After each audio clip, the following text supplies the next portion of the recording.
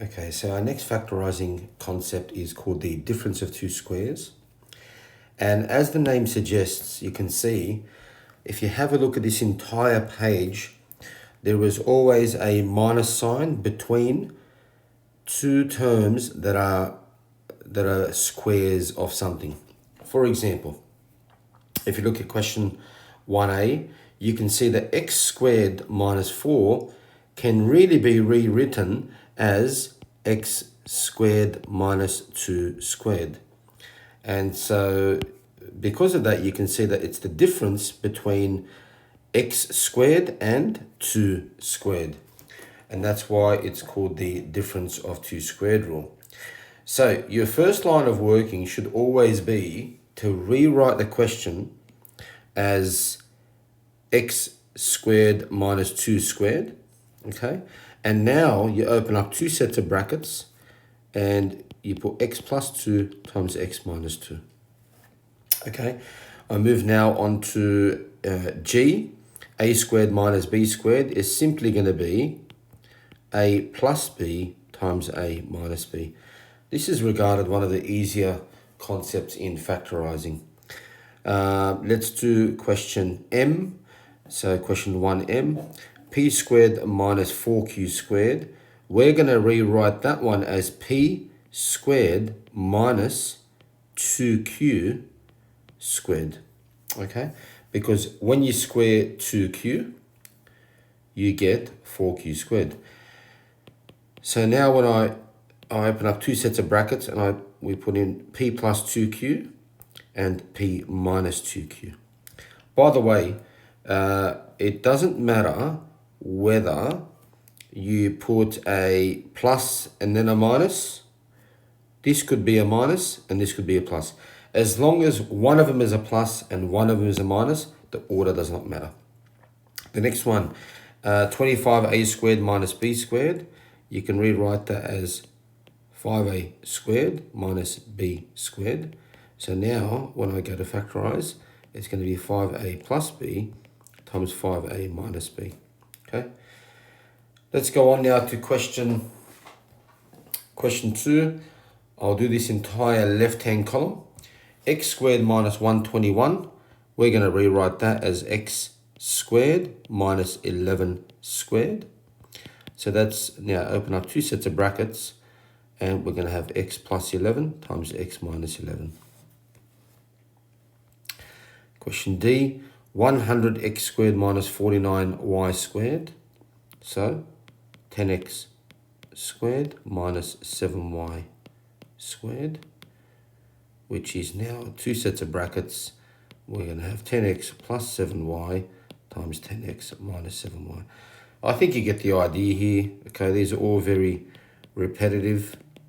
Okay, so two sets of brackets, 7m plus 10n and 7m minus 10n. Okay, so this one here will be 3x squared minus 4y squared, and then two sets of brackets, and we're going to have 3x plus 4y times 3x minus 4y.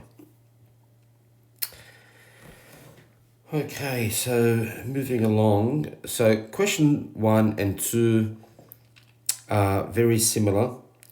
Question 3 is more or less identical. I'm just looking out for questions that that are a little bit harder or that may cause you some complications.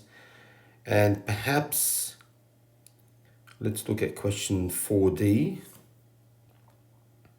Okay, question 4D. And let's look at question 4B. Let's look at 4H. And let's look at question 4I. These are the ones that are a little bit trickier. Okay. So I'll use this spare paper underneath to start answering these questions. Okay, so let's have a look at question 4D first. Okay. So the question says x plus 2 all squared minus 9.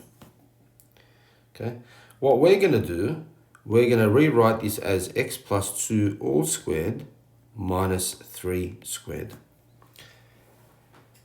That way we have the format of something squared minus something else squared. We've got the correct format. Now we open up two sets of brackets. And like we did before, we're going to do the first one plus the second one. So the first one plus the second one times the first one minus the second one. And now we simply simplify the brackets. X plus 2 plus 3 simplifies to x plus 5. And the second bracket, x plus 2 minus 3 simplifies to x minus 1. Okay, that's now complete. Okay, let's go on now to B.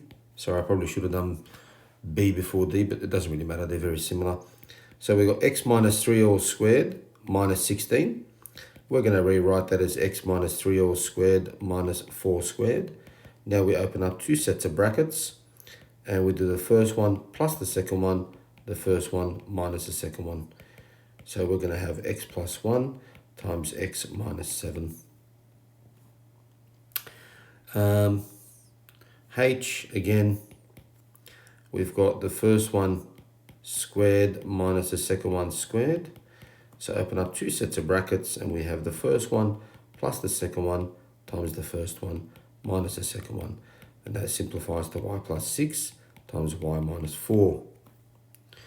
And finally, we have I, where we've got x plus 5 all squared minus x plus 3 all squared. This is actually in the perfect format because if you have a look very carefully, we've got something squared minus something else squared. It's in the correct format, which is very nice. Now, I want you to open up big brackets here because we're going to have a fair bit of working. Okay. So, first one plus the second one. So, first one plus the second one. So, most people normally get that bracket correct.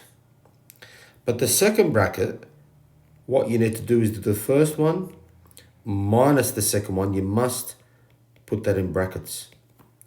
You see, if I ask you, if I say to you, I've got two terms, let's say I say I've got 3 and I've got x plus 2. If I ask you to do 3 plus x plus 2, there's no need for any brackets. That's just 3 plus x plus 2, which is 5 plus x, and I'm finished. But if I ask you to do the 3 minus the x plus 2, what you must do is do 3 minus, you must open up a bracket here, and that way you're actually minusing the x and you're minusing the 2. So it's very similar in the question that we're doing at the moment, okay? When you're doing x plus 5 minus the x plus 3 in this second bracket, you must put these brackets here so that you don't make a mistake. So continuing on, x plus 5 plus x plus 3 is 2x plus 8. And in the second bracket, you've got x plus 5 minus x minus 3 is going to simplify to 2. Okay? So now we've got that there's basically our answer. What you should probably do now is from this, take out a common factor of 2. And you've got another 2 on the end. So really all this is this is 2 times x plus 4 times another 2. So what we can do here is just write 4 outside of x plus 4. And that one there is now done. Okay, so that completes the concept of the difference of two squares. And shortly we will move on to the next concept in factorising.